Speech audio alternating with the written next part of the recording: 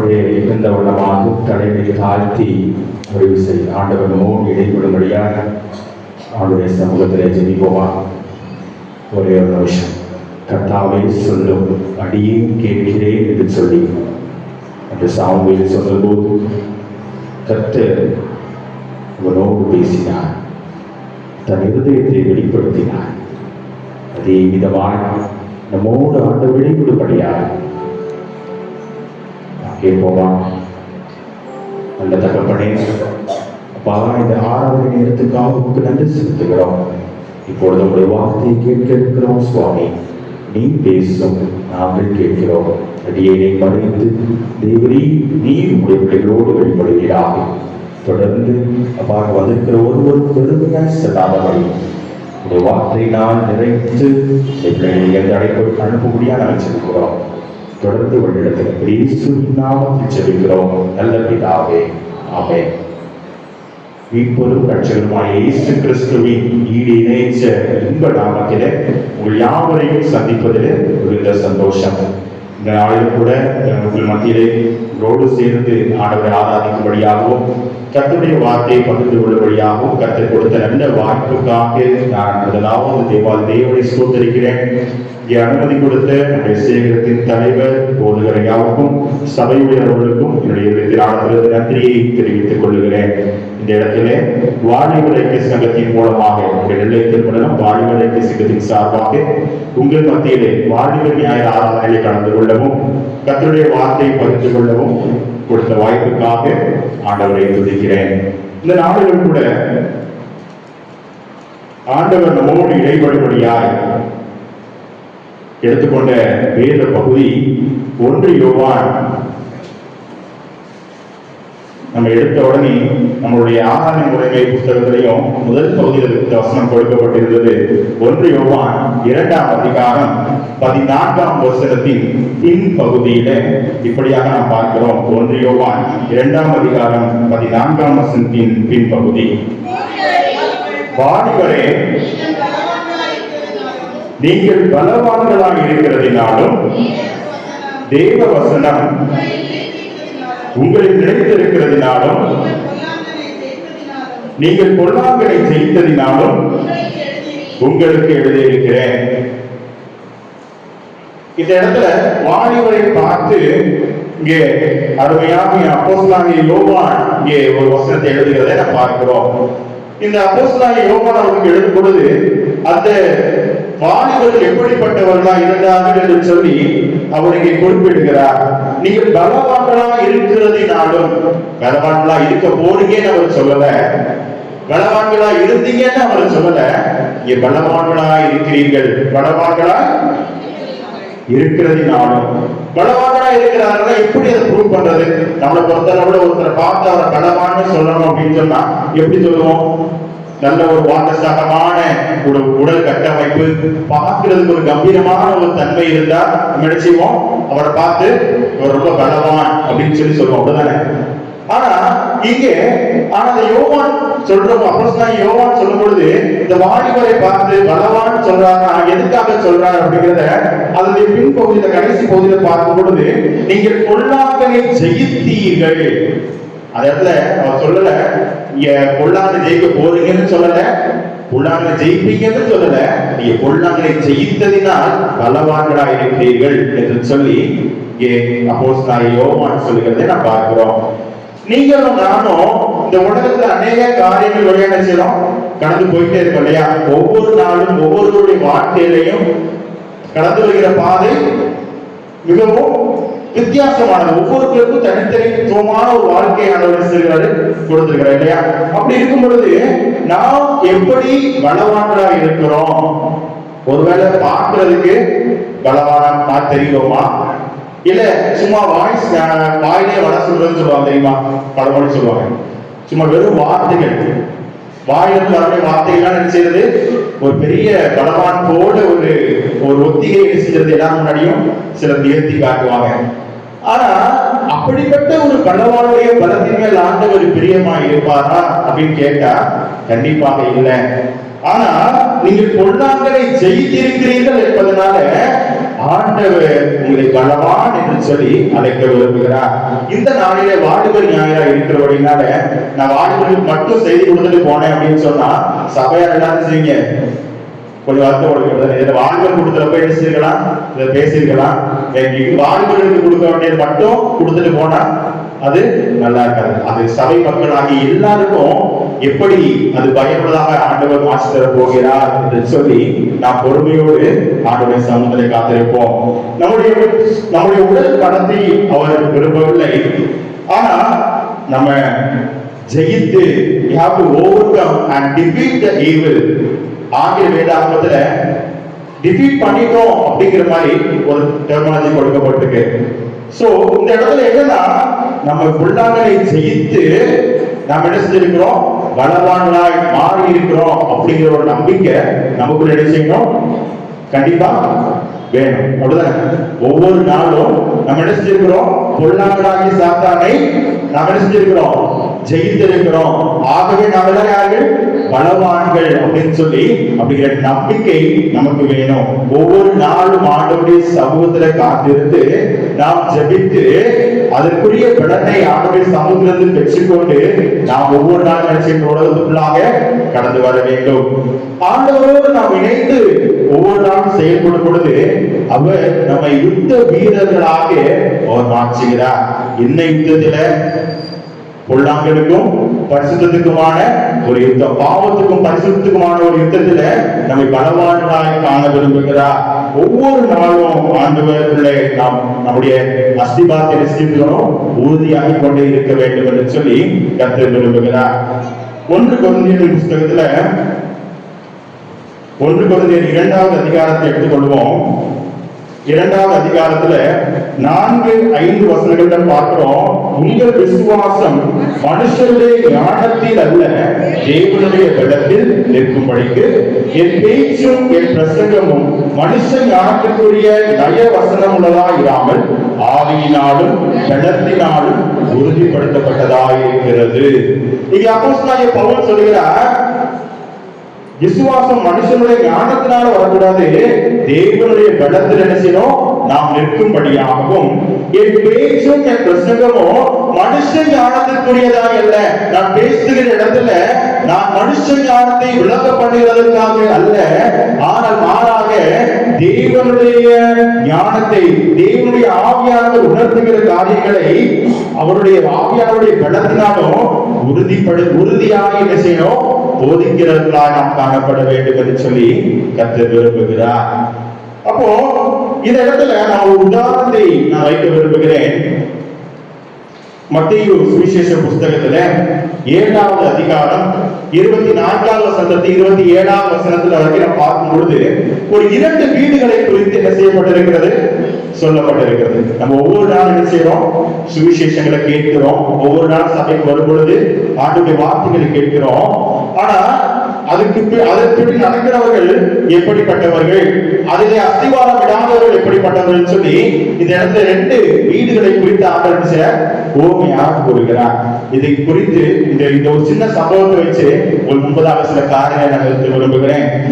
இந்த இடத்துல பார்க்கும் பொழுது, வெளிப்புற தோற்றத்திலே பார்க்கும் பொழுது 2 வீடுகளும் நல்ல பார்க்க அருமையாக கட்டப்பட்டிருக்கிறது. 2 வீடுகளும் பார்வைக்கு அது அருமையாக இருக்கிறது, பார்க்கிறது ரொம்ப அழகா இருக்குது. ஆனா ஒரு வீடு எங்க கட்டப்பட்டது, கண்மலையின் மேல் கட்டப்பட்டது. இன்னொரு வீடு மணலின் மேல் கட்டப்பட்டது. இந்த இடத்துல இந்த வீடை நம்ம எதற்கு ஒப்பிடுகிறார் ஆண்டவர் சொன்னா, நம்முடைய வாழ்க்கைக்கு ஒப்பிடுகிறார். நம்முடைய வாழ்க்கை எதிர் மேல் கட்டப்பட்டிருக்கிறது. அவ்வளவுதானே?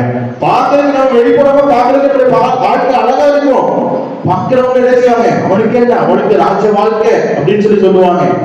ஆனா உள்ள இருக்கிறது யாருக்கு தான் தெரியும், நமக்கும் ஆண்டவருக்கு மட்டும்தான் தெரியும். நம்மளை விட ஆண்டவருக்கு தான் முழுசு தெரியும். என்ன செய்ய போறோம், என்ன செஞ்சுட்டு இருக்கிறோம், எல்லாமே யாருக்கு தான் தெரியும், ஆண்டவருக்கு தான் தெரியும். அப்போ வெளிப்புறமான அவுட்வர்ட் அப்பியரன்ஸ்ல பெர்ஃபெக்ட்டா இருந்தாலும் அதனுடைய பலன் எங்க இருக்கிறது, அதோடைய பலன், அதோட ஸ்ட்ரென்த் எங்க இருக்குது, உள்ள இருக்கிற பலன் வந்து ரொம்ப வீக்கா இருக்கு அப்படின்னா நமக்குடைய வாழ்க்கையில பரிசுத்த ஆவியானவருடைய பலன் இல்லை அப்படின்னு சொல்லி அர்த்தம். நம்முடைய பலன் ஆவியானவருடைய பலத்தினால் நாம் பலப்பட்டவர்களாக இருந்தோம்னு சொன்னா என்ன செய்ய மாட்டோம்? பலவீனமா இருக்க மாட்டோம். பலவீனம் அப்படின்னா வெளிப்புற தோற்றத்தில் மாத்திரம் அல்ல, இந்த மணலின் மேல் கட்டப்பட்ட வீடுகளை போல நம்முடைய வாழ்க்கை செய்யாது இருக்கா. அப்போ நம்முடைய வாழ்க்கை கண்மலையாகி கிறிஸ்துவின் மேல் கட்டப்பட்டதா இருக்கணும்னு சொன்னா நாம் ஆவியானவருடைய பலத்தினால், அதுதான் வேதவசனம் சொல்கிறது, பரிசுத்த ஆவிகளுக்கு வரும்போது நீங்கள் கடல் அடைந்து எருசலேமிலும் யூதேயாவிலும் சமாரியா முழுவதிலும் பூமி கடைசி வரைக்கும் எனக்கு சாட்சிகளாக இருப்பீர்கள். அப்ப ஆண்டவருக்கு சாட்சியா பூமி கடைசி வரைக்கும் நம்ம நிக்கணும் அப்படின்னு சொன்னா நம்ம யாருடைய பலத்தினால் நிரப்பப்படணும்? பரிசுத்த ஆவியானவருடைய பலத்தினால் ஒவ்வொரு நாளும் நிரப்பப்பட வேண்டும். நம்முடைய அஸ்திபாரம் எங்கே இருக்கிறது? நம்முடைய அஸ்திபாரம் கண்மலையான கிறிஸ்துவின் மேல் இருக்கிறதா? நம்ம உண்மையிலேயே ஸ்ட்ராங்கா தான் இருக்கிறோமா? இல்ல பார்க்கிறதுக்கு வெளிப்புற தோற்றத்திலே நல்ல உடல் கட்டமைப்பின் மூலமாக நாம் பலப்பட்டவர்களாக காணப்படுகிறோமா? சற்று சிந்தித்து பார்க்க வேண்டும். எந்த ஒரு பொருளா இருந்தாலும் அதனுடைய ஸ்ட்ரென்த் நம்ம டெஸ்ட் பண்ணி பார்க்கறதுக்கு விஷயம் ஒரு சோதனை அவசியம் இல்லையா? இதான் ஒரு நல்ல படிக்கிற ஒரு பிள்ளைகளா இருந்தாலும் அவருடைய எவ்வளவு படிச்சிருக்கிறாங்க தெரிந்து கொள்வதற்கு ஒரு தேர்வு அவசியமா இருக்கிறது. அதே போலதான் நம்முடைய வாழ்க்கையில நாம் எப்படி பலப்பட்டிருக்கிறோம், கிறிஸ்துவுக்குள் பலப்பட்டிருக்கிறோமா அறிந்து கொள்வதற்கும் வார்த்தையினால் அல்ல, வெளிப்புற தோற்றத்தினால் அல்ல, நமக்கு கிடைக்கப்படுகிற புகழினாலோ இல்ல அந்த உலக பிரகாரமான புகழ், ஒரு மேடையில போய் பேசின உடனே வேகமா எல்லாரும் கை தட்டுறாங்க, ஒரு புது இடங்கள்ல கூடி பேசுறதுனாலயோ ஒரு பிரசித்தி பெற்ற நபர் அப்படின்னு சொல்றதுனாலயோ அங்கே நம்முடைய பலன் வெளிப்படுகிறது இல்லை. மாறாக நாம் பொல்லாங்கனை ஜெயித்ததினால் நம்முடைய பலன் என்ன செய்யப்படுகிறது? விளங்கப்படுகிறது. நாம் பொல்லாங்கனை எப்படி ஜெயித்திருக்கிறோம்? எல்லாருடைய வாழ்க்கையிலையும் சாத்தான நம்ம நினைச்சிட்டு இருக்கிறான், ஏதாவது விதத்தில் நம்ம நினைச்சிட்டு கலை விதைத்து கொண்டே தான் இருக்கிறான். அப்படிதானே? யாருடைய வாழ்க்கையிலேயாவது இருக்கிறான், நிம்மதியா இருக்கிற ஆண்டவரை சந்தோஷமா வச்சிருக்காரு, சாத்தா எனக்கு நினைச்சது இல்லை, பிரச்சனையே கொடுக்கறதுன்னு சொல்லி நம்மளால யாராலையும் சொல்ல முடியுமா? நம்ம எவ்வளவு பரிசுத்தவான்களா இருந்தாலும் அவர்களுக்கு சோதனைகள் என்ன செய்யப்படுகிறது? வந்துகிட்டேதான் இருக்கு. எல்லாருடைய வாழ்க்கையில சோதனைகள் உண்டு. ஆனா இந்த இடத்துல ஆண்டவருடைய சன்னிதானத்துல ஆண்டவருடைய பாதவுடைய நாம் நம்மை ஒப்புக் கொடுக்கும் பொழுது அங்கே நாம் என்ன செய்கிறோம்? ஆண்டவருடைய யுத்த வீரர்களாய் நாம் மாறுகிறோம். ஆண்டவருடைய சன்னிதானத்தில் இருக்கிற ஒரு போர் வீரனாய், ஒரு பலவானாய் நாம் என்ன செய்கிறோம்? மாறுகிறோம். பாவத்துக்கும் பரிசுத்துக்குமான யுத்தத்துல, ஒளிக்கும் இருளுக்குமான யுத்தத்துல கர்த்தருக்காக முன்னணியில் நின்று போரிடுகிற ஒரு போர் வீரனாய் ஆண்டவரை பார்க்கிறார். இதுல இந்த பகுதியை நான் பார்க்கும் பொழுது பெருமழை சொரிந்து பெருவெள்ளம் வந்து காற்று அடித்த போது அந்த வீட்டின் மேல் என்ன செய்து காற்று வந்து மோதும் பொழுதும் அது என்ன செய்த விழவில்லை. இந்த இடத்துல நான் ரிவர்ஸ் கட்டி வரேன். முதலாவது என்ன செய்வோம்? காற்றை என்ன செய்வோம்? எடுத்துக்கொள்வோம். காட்சி நம்ம இப்போ அந்த வேதத்தை எடுக்கும் பொழுது சில இடத்துல கீழ் காட்சின்னு எழுதியிருக்கோம், சில இடத்துல பலத்த காட்சின்னு எழுதியிருக்கிறோம். இப்படி குறிப்பிட்ட காட்சி வெளிப்படுத்தி இருக்கும் பொழுது இந்த இடத்துல பொதுவா காட்சின்னு மட்டும் தான் செஞ்சிருக்கு எழுதியிருக்கு. அப்போ இந்த காட்சி நம்ம சுத்தி காத்து இருக்குதா? நம்மளால உணர முடியுதா? நம்மளால பார்க்க முடியுமா? முடியாது. ஆனா நம்ம சுற்றி காட்சி இருக்கிறது என்பதை நம்மளால் உணர்ந்து கொள்ள முடியும். அதுபோல இது என்ன சொல்லலாம் அப்படின்னா எவ்ரிடே ஈவென்ட்ஸ், எல்லா நாளும் நம்ம சுற்றி இருக்கிற காரியங்கள், சரிதானா?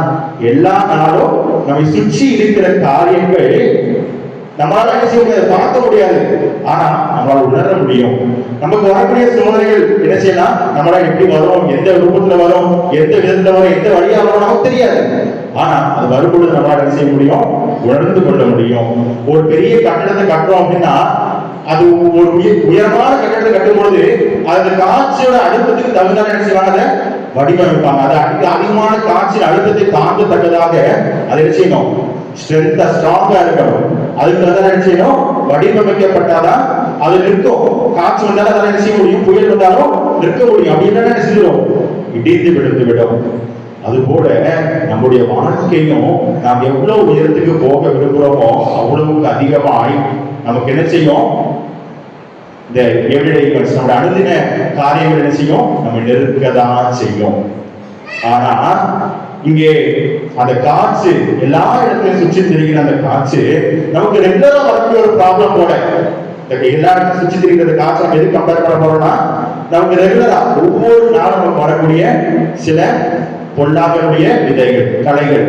இந்த கலைகள் நம்ம இடத்துல எப்படி கிரியேட் செய்கிறது, நம்ம எப்படி இடத்துல விழுந்து போகிறோம், நம்ம எப்படி அதை கிடைத்திருக்க போகிறோம் அப்படிங்கிறது குறித்து ஒரு சில காரியங்களை நாம் பார்க்க போகிறோம். ஒவ்வொரு நாளும் நம்மளால அதை பார்க்க முடியாது, ஆனால் அதை உணர முடியும். அதே இது அதோடைய நம்முடைய ஒவ்வொரு வாழ்க்கையிலையும் கண்டிப்பா அது ஒரு பங்கு வகிக்கும். சரிதானா?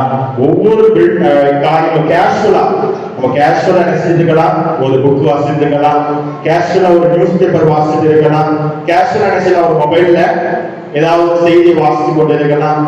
அப்படிதானே? கேஷுவலா ஒவ்வொரு நாள் நடக்கிற ஒரு கேஷுவலான ஒரு விஷயம்.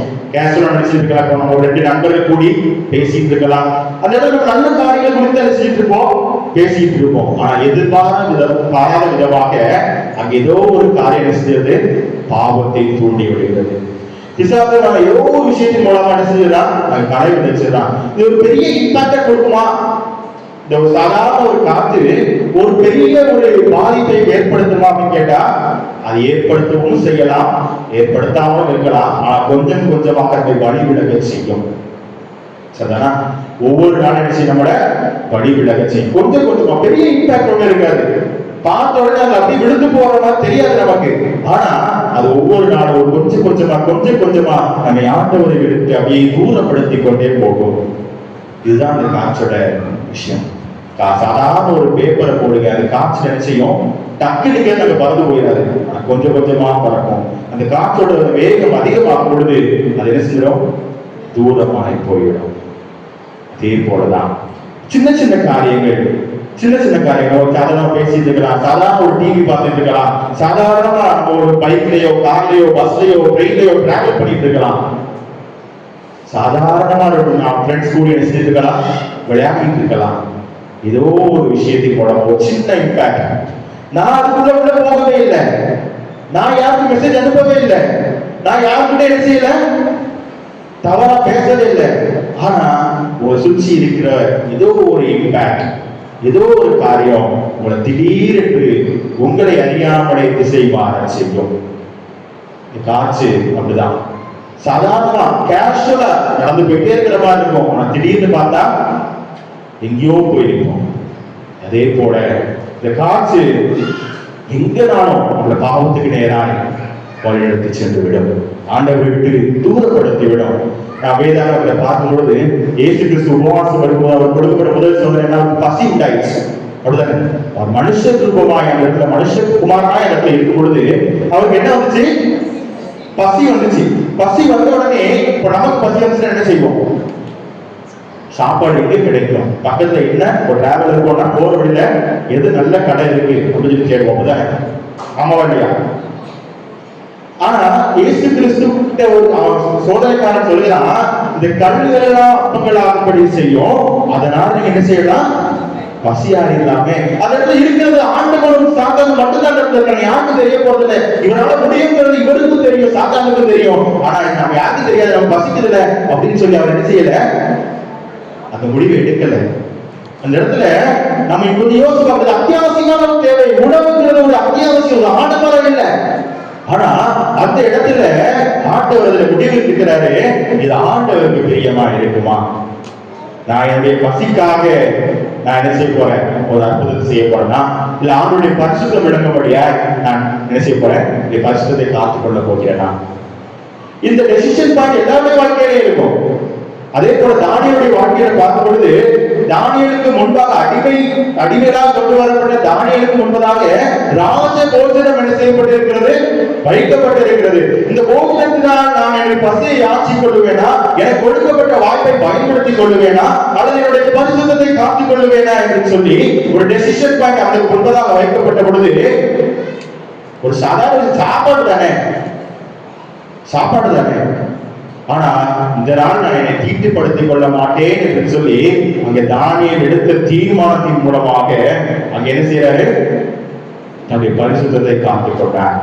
அதே போலதான் நம்முடைய வாழ்க்கையிலையும் நம்முடைய வாழ்க்கையிலும் ஒரு அற்புதத்தை பார்க்கிறதோ இல்ல ஒரு சாதாரண ஒரு பேசிக் நெசசிட்டி தானே, ஒரு சாதாரண ஒரு ட்ரெஸ் தானே, சாதாரண ஒரு உணவு பொருட்கள் தானே, சாதாரண அத்தியாவசியமான தேவை தானே இந்த மொபைல் போன் இப்போ உள்ள காலத்துல அப்படின்னு சொல்லி ஒரு சின்ன இடத்துக்கு நம்ம ஒப்பு கொடுக்கிறோம், லைட்டா ஒரு வழி விட்டுட்டோம் அப்படின்னு சொன்னா மொத்தமா என்ன செஞ்சிருவாங்க, இந்த சாத்தான் நினைச்சிருவான் அப்படி நல்லா கொஞ்சம் கொஞ்சமா நினைச்சிருவான் வழிக்கு கூட்டிட்டு போயிடுவான். இதே போல ஒரு சோதனை ஏவாளுக்கும் வந்தது. ஏவாட்ட சோதனை சாத்தான் நினைச்சிடான், இந்த பழம் ரொம்ப அழகா இருக்கு இல்லையா, இதை பத்தி ஆண்டவர் என்ன சொல்லி சாப்பிடலையா நீங்க டெஸ்ட் பண்ணும்போது அவன் வெளிப்புறமா அந்த பழம் பார்க்கறதுக்கு நல்லா இருக்குங்கிறது தெரியுது.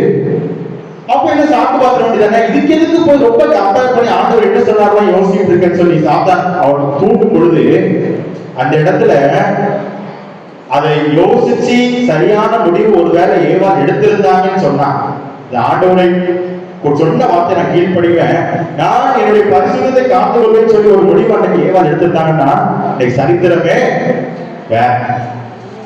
ஆனா இந்த பொண்ணாக அவன் ஆசை காட்டினான், அவன் அப்படியே ஆசை காட்டின மாதிரி பேசின உடனே ஏவாள் பேசிட்டாங்க, எடுத்து போனதுனாலதான் இந்த மனுக்குளம் சிதைந்து காணப்பட்டது. ஒரு சின்ன விஷயம் தான், தவறு இல்லை, இது பெரிய பாவம்லாம் இல்லை, இது சின்ன விஷயம் தானே அப்படின்னு சொல்லி உங்களை தூண்டும் பொழுது நீங்க என்ன செய்யக்கூடாது, மற்றவங்களுக்கு கம்பேர் பண்ணும்போது நம்ம பரவாயில்ல, எவ்வளவு பாவம் செய்யணும், ரொம்ப சின்ன விஷயம் தானே, நான் கண்ட்ரோல்ல தான் இருக்கேன், நான் என்ன செய்யணும் எனக்கு தெரியும், நான் என்ன செய்ய போறேங்கிறதும் எனக்கு தெரியும், அதனால என்னை வேணாம் சந்தேகம்லாம் யாரும் பண்ணாதீங்கன்னு சொல்லி ஒருவேளை நாம சிந்தித்து கொண்டிருப்போம்னு சொன்னா அங்க பிசாசானவன் கலை வைத்துக் கொண்டு இருக்கிறான் என்று சொல்லி அர்த்தம். எபிரேயர் நிருபத்துல 2ஆம் அதிகாரத்துல எபிரேயர் 2ஆம் அதிகாரத்தை பார்க்கும் பொழுது அதுல முதல் வசனம் இப்படியாக சொல்கிறது, ஆகையால் நாம் கேட்டவைகளை விட்டு விலகாதபடிக்கு அவைகள் மிகுந்த ஜாக்கிரதையாக கவனிக்க வேண்டும். ரொம்ப ஜாக்கிரதையா இருக்கணும். ஒரு செகண்ட்ல செஞ்சிருவான், கடை விட்டு போயிடுவான், அவன் விட்டு விலகாம நிலைத்திருக்க வேண்டும் என்று கர்த்தர் விரும்புகிறார். ஒவ்வொரு நாளும் அது கொஞ்சம் கொஞ்சமா அப்படி நம்ம செஞ்சிடும் கொண்டு போயிடும். மொத்தமா வழி விலக செய்யாது, கொஞ்சம் கொஞ்சமா விட்டு விலக செஞ்சு கொண்டே இருக்கும். இந்த casual temptations, everyday events, ஒவ்வொரு நாள் நடக்கிற காரியங்கள், ஒரு சின்ன ஒரு எடுத்துக்காக நான் சொல்ல விரும்புகிறேன். குதிரை ஈச்சல் செய்கிற ஒரு வாலிபன் இருந்தான். அவன் ரொம்ப அருமையா குதிரை ஓட்டுவான், குதிரை பந்தயங்கள் கடந்து கொள்ளுவான். ஒரு கடல நல்ல குதிரை ஓட்ட தெரிஞ்சதுனால சிலர் நினைச்சாங்கன்னா இவனை குதிரை வீரராக பயன்படுத்தி சூதாட்டம் போன்ற காரியங்கள் அவனை ஈடுபட செய்தார்கள். அப்போ கடல் பார்க்கும்போது பயங்கரமா அவன் ரொம்ப ஃபேமஸ் ஆயிட்டான். அவன் போனா அவன் தான் என்ன செய்வான், ஜெயிப்பான். எவ்வளவு பணம் பந்தயம் கட்டியிருந்தான் நினைச்சிருவான், ஜெயித்து விடுவான். ஒரு நாள் அவனுக்கும் ஆண்டவருக்குமான ஒரு என்கவுண்டர் வந்துச்சு. ஆண்டவருடைய கையில தன்னுடைய வாழ்க்கையை என்ன செஞ்சான், ஒப்பு கொடுத்தான். இனிமேல் நான் செய்ய மாட்டேன், பாவத்தை செய்ய மாட்டேன் ஆண்டவரே அப்படின்னு சொல்லி நினைச்சான், ஒப்பு கொடுத்தான். ஆண்டவர் சந்தத்தை ஜெபம் பண்ணான். ஜெபம் பண்ணிட்டு கடந்து நினைச்சிட்டான், நான் இனிமேல் இந்த வேலைக்கு என்ன செய்ய மாட்டேன், வரமாட்டேன், என் தொந்தரவு பண்ணாதீங்கன்னு சொல்லி நினைச்சிட்டான், போயிட்டான். அடுத்த ஒரு குதிரை ஓட்ட பந்தய போட்டிகள் வருது, ஃப்ரெண்ட்ஸ் எல்லாம் கால் பண்றாங்க, டேய் வாடா நம்ம ஜெயிச்சுட்டு வந்துடலாம், நமக்கு பணம் கிடைக்கும். ஆனா அவன் சொன்னான், இல்ல நான் வரமாட்டேன், கர்த்தருக்கு நீ வாழ்க்கை ஒப்பு கொடுத்து விட்டேன், நான் திரும்ப என்ன செய்ய மாட்டேன், இந்த மாதிரி காரியங்களுக்கு, பாவமான காரியங்களுக்கு வரமாட்டேன் சொன்னான். திரும்பி எவ்வளவு பேசி பார்த்தாங்க, ஒத்துழைக்கல. இப்படி கொஞ்ச நாள் போயிட்டே இருக்குது.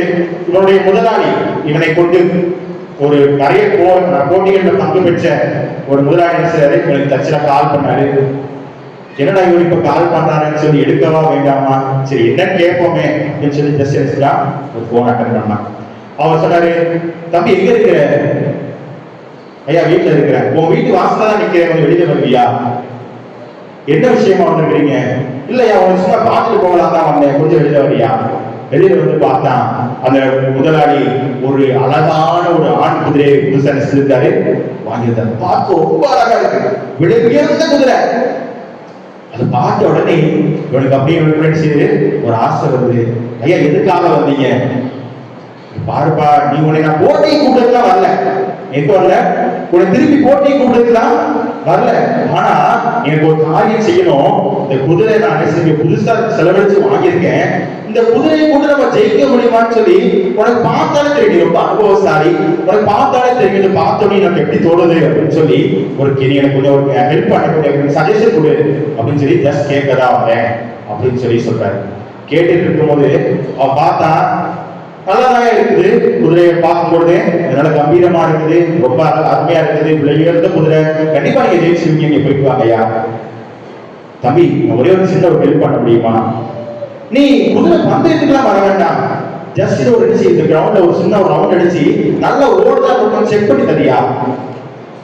ஐயா வேண்டாம்.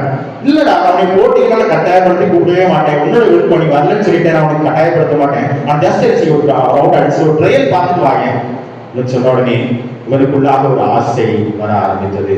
சரி நம்ம போட்டிக்கு போக போறதில்ல, நம்ம ஜஸ்ட் எப்படி இருக்கு பார்க்க தானே போறோம் அப்படின்னு சொல்லி ஒரு ரவுண்ட் சுத்தினா, அவனுடைய ஆசை அடங்கல. 2வது ரவுண்ட் சுத்தினா, 3வது ரவுண்ட் சுத்தினா, 10 ரவுண்ட் சுத்தி முடிச்சுட்டேங்க, அவனுடைய ஆசை அடங்கல. மீண்டும் என்ன செய்யலாம், அதே பாவத்துக்குள்ளாக கொண்டு போனேன். இதே போலதான் சாதாரண திடீர்னு எதிர்பாராத ஒரு போன் காலா இருக்கலாம், எதிர்பாராத ஒரு மெசேஜா இருக்கலாம், எதிர்பாராத ஒரு சின்ன காரியமா இருக்கலாம், பாவத்துக்குள்ளாக தள்ளிவிடும், கொஞ்சம் கொஞ்சமாக வழிவிட செய்யும். 2வதாக பார்க்கும் பொழுது பெருமழை வந்ததுன்னு சொல்லி சொல்லப்பட்டிருக்கு. 2வதாக பெருமழை, மழையை எதிர்த்து ஒப்பிடுகிறோம். வேதாகமத்துல நம்ம உபாகமத்தின் புத்தகத்தை எடுத்துக்கொள்ளும் பொழுது அங்க 28வது அதிகாரத்துல, உபாகமம் 28வது அதிகாரத்துல 12வது வசனம் சொல்லப்பட்டிருக்கிறது. ஏற்ற காலத்தில் உன் தேசத்தில் மழை பெய்யவும் நீ கையிட்டு செய்யும் வேலைகளை எல்லாம் ஆசீர்வதிக்கவும் கர்த்தர் உனக்கு தமது நல்ல பொக்கிஷசாலைக்கு வானத்தை திறப்பார். போதும். இங்க எதிர்த்து மழை சொல்லப்படுகிறது, இது ஒரு ஆசீர்வாதத்தின் அடையாளம். அப்படிதான் மழைங்கிறது ஒரு ஆசீர்வாதத்தின் அடையாளம், இந்த வாழ்க்கையில செழிப்பை கொடுப்பதற்கு ஒரு அடையாளம். ஆனா இந்த மழை ஆசீர்வாதத்தை கொடுக்கிறது என்று சொல்லி இங்க உபாகமத்தின் புத்தகத்தை பார்க்கிறோம். அதே மழைதான் பெருமழையாக அந்த வீட்டின் மேல் மோதி அடித்ததை வீழ செய்தது என்பதையும் மத்தேயு புத்தகத்துல பார்க்கிறோம். நிறைய நேரங்கள்ல நம்முடைய ஆசீர்வாதங்கள் நம்முடைய வாழ்க்கை தடுமாற்றத்துக்கு காரணமாகி விடுகிறது. ஒவ்வொரு நாள் நடக்காது, நாம் எதிர்பார்த்து காத்து கொண்டு இருப்போம் சில காரியங்கள், அது ஒவ்வொரு நாள் நடக்காது, ஆனால் நடக்கும்னு நமக்கு தெரியும். எக்ஸ்பெக்டட் ஈவென்ட்ஸ், எதிர்பார்த்திருக்கும் செயல்கள், நம்ம ரெகுலரா எதிர்பார்க்கிறோம். ஒரு ஆசீர்வாதம் கிடைக்கும் நம்ம எதிர்பார்க்கிறது தானே, நான் எனக்கு இதுல ஒரு விடுதலையாக கொடுப்பார் அப்படின்னு சொல்லி நம்மளுடைய எதிர்பார்ப்பு தானே. ஆனா அந்த எதிர்பார்ப்பு கிடைக்கும் பொழுது கூட அது சில நேரங்களில் ஆண்டவருடைய அனுமதியை தாண்டி அதை நம்ம எதிர்பார்த்தோம்னு சொன்னா அது நமக்கு ஆசீர்வாதத்தை அல்ல, அந்த ஆசீர்வாதத்தோடு கூட சாபத்தையும் கொண்டு வரும் என்பதை மறந்து போகக்கூடாது. அதைத்தான் இந்த இடத்துல பார்க்கிறோம். அது பெரும் மழை வரும் பொழுது அது வீட்டின் மேல் மோதின உடனே அது நிற்க முடியாமல் அது நிலை குலைந்து போனது. காரணம் என்ன? அந்த ஆசீர்வாதங்கள் நாம் பெற்றுக் கொள்ளும் பொழுது நாம் எப்படி இருக்கிறோம், அந்த ஆசீர்வாதம் என்ன காரணத்துக்காக நமக்கு கொடுக்கப்பட்டிருக்கிறது, எந்த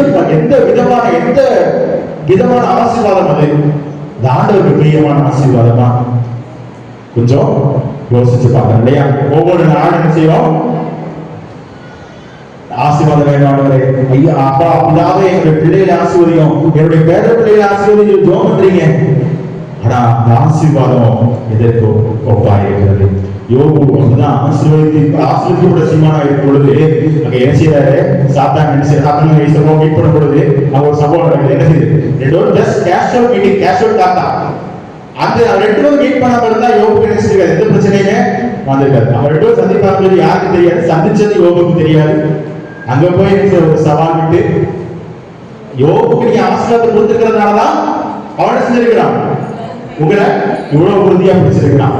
அந்த ஆசீர்வாதம் லைட்டா கையை வச்சு பாருங்க, சுத்தி வேலை வச்சிருக்கீங்க, அந்த வேலையை லைட்டா கூட தூக்கிறீங்க.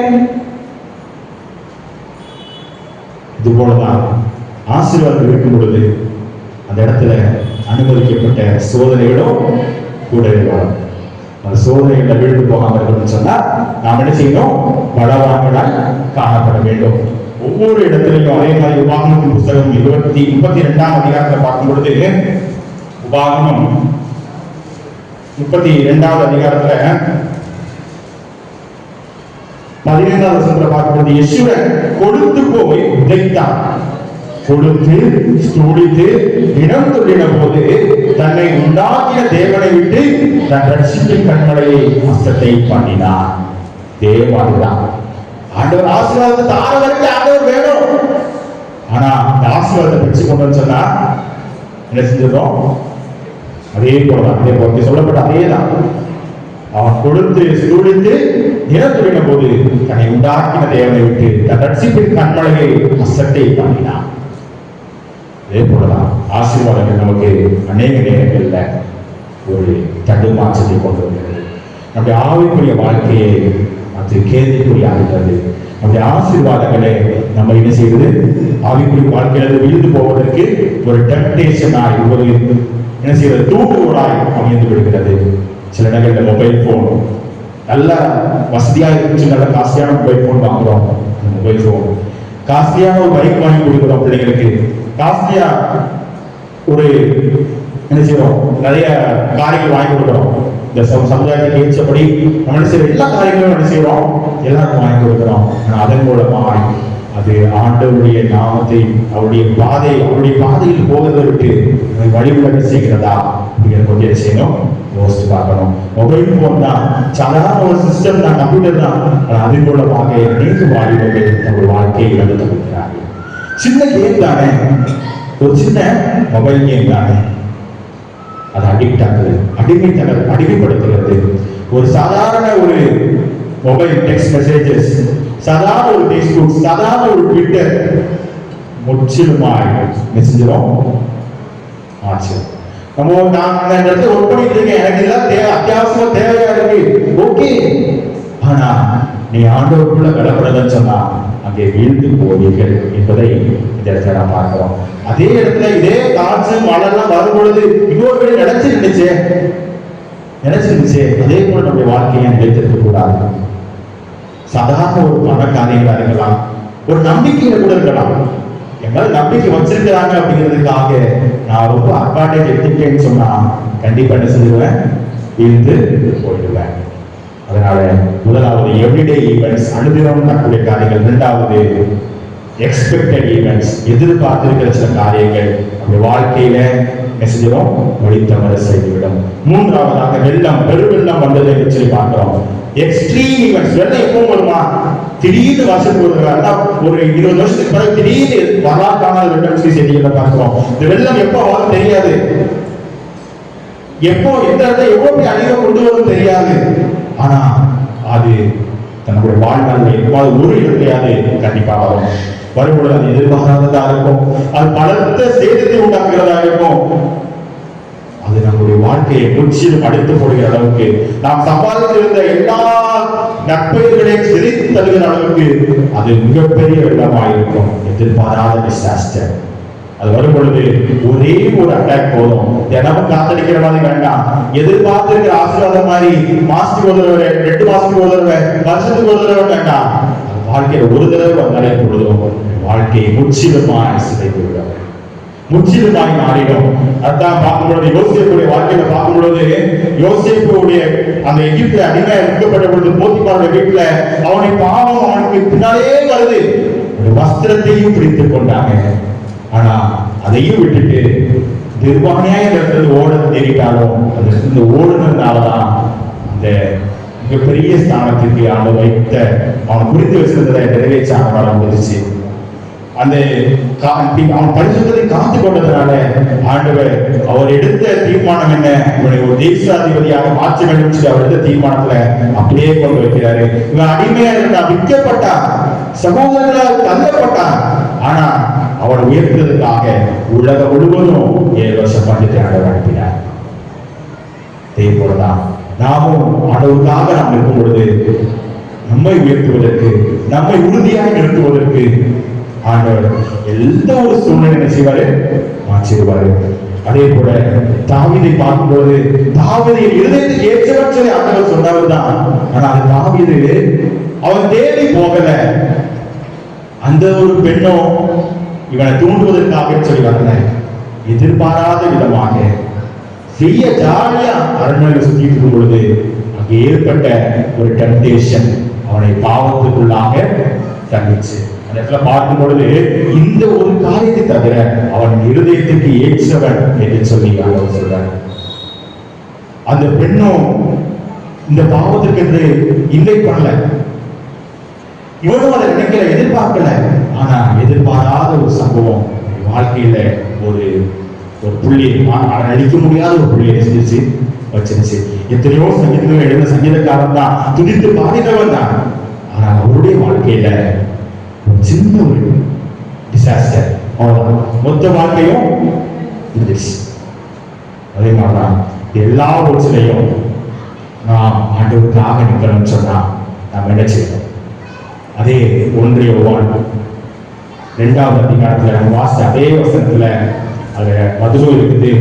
2வது அதிகாரம் 14ஆம் வசனத்துல பார்க்கும் பொழுது அதனுடைய நடுப்பகுதி, தேவ வசனம் நிலைத்திருக்கிறதுனாலும் எப்பொழுதாக ஜெயிக்கணும்னு சொன்னா வேத வசனம் என்ன செய்யணும்? நிலைத்திருக்கணும். வேத வசனத்துல நிலைத்திருக்கணும். நடுப்பகுதி கீழே கொள்ளாங்க ஜெயிச்சதுனால நீங்க பலவான்கள், நடுப்பகுதி சொல்லப்பட்டிருக்கு நீங்க நிலைத்திருக்கணும்னு சொன்னா வேத வசனம் உங்களில் நிலைத்திருக்க வேண்டும். We should abide by the word of God. நம்முடைய ஆண்டவருடைய வார்த்தைக்கு வேத வசனத்துல நாம் ஒவ்வொரு நாள் நிலைத்திருக்கிறவர்களாய் காணப்பட வேண்டும். கொலோசியர் எழுதின நிருபத்துல 3வது அதிகாரம் 16ஆம் வசனத்துல பார்க்கிறோம், கிறிஸ்துவின் வசனம் உங்களுக்குள்ளே சகல ஞானத்தோடும் பரிபூரணமாய் வாசமாயிருப்பதாக. பரிபூர்ணமான வாசமாயிருப்பதாக. ஒவ்வொரு நாளும் நம்முடைய எத்தனையோ பேருக்கு இந்த வேத புத்தகம் கையில் கிடைக்கல, ஆண்டவரை பற்றி அறிகிற அந்த ஞானம் நிறைய பேருக்கு கிடைக்கல. நம்முடைய கருத்துல கிடைச்சிருக்குது. ஒவ்வொரு நாளும் நமக்கு ஒரு வாய்ப்பு கிடைச்சிருக்குது. நம்ம பயன்படுத்திக் கொள்றோமா? நாம் ஆண்டவருடைய வார்த்தையுடைய வாழ்க்கையை எப்படி எடுத்துக் கொள்கிறோம்? ஆண்டவருடைய வார்த்தை ஒவ்வொரு நாளும் நம்மிடத்துல உயிரோட்டத்துடன் காணப்பட வேண்டும். It should be active in you. ஒரு நாள் ஏபிசிடி நாளோட சொல்லி முடிச்சிருக்கேன், சரியா? நம்முடைய வாழ்க்கையில ஆண்டவருடைய வசனம் ஒவ்வொரு நாளும் ஆக்டிவா உயிரோட்டத்துடன் காணப்பட வேண்டும். இரண்டாவதாக அது basic, it should be the basis of all decision. நம்ம எடுக்கக்கூடிய ஒவ்வொரு தீர்மானத்தையும் ஒவ்வொரு முடிவுகளையும் இது அடித்தளமாய் காணப்பட வேண்டும். நான் ஒரு முடிவு எடுக்கிறோம்னா ஆண்டவருக்கு பிரியமா இருக்குமா, வேத வசனம் எனக்கு என்ன கற்றுக் கொடுக்கிறதுன்னு சொல்லி யோசித்து சிந்தித்து என்ன செய்யணும்? ஒரு முடிவு எடுக்கணும். அடித்தளம் இருக்கணும், வேதாகமாக்கணும். அதே மாதிரி ஒவ்வொரு இடத்தையும் ஒடுக்கப்படும் பொழுது இந்த வேத புத்தகம் உங்களை ஆறுதல் படுத்துகிறதா இருக்கும். It should comfort you in all situations.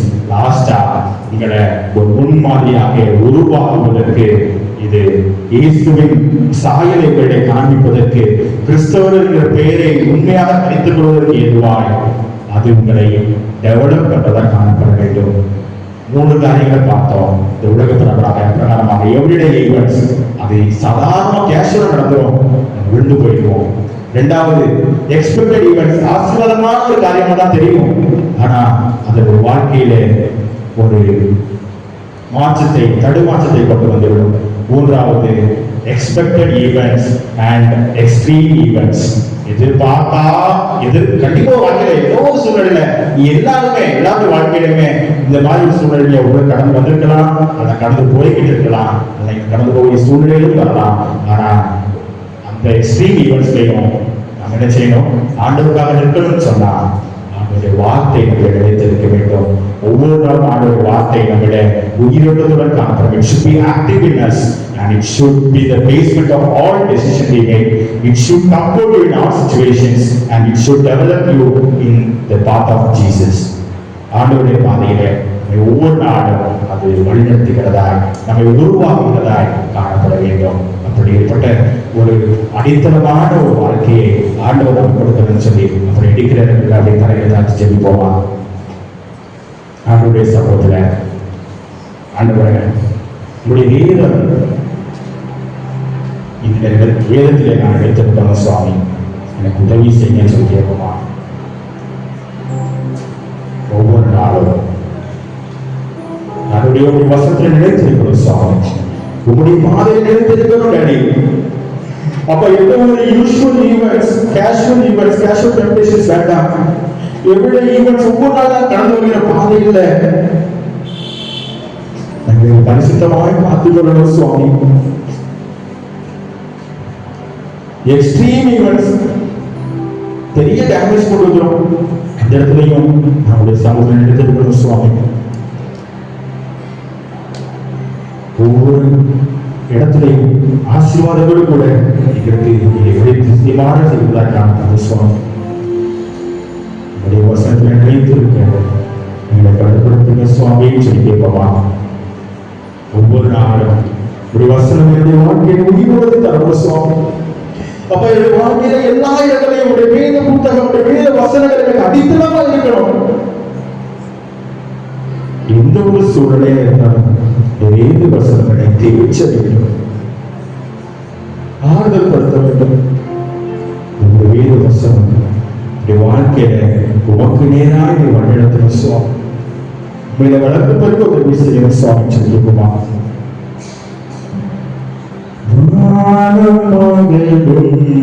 பூமி அடியும் வேத வசனம் நிலைத்திருக்கும்.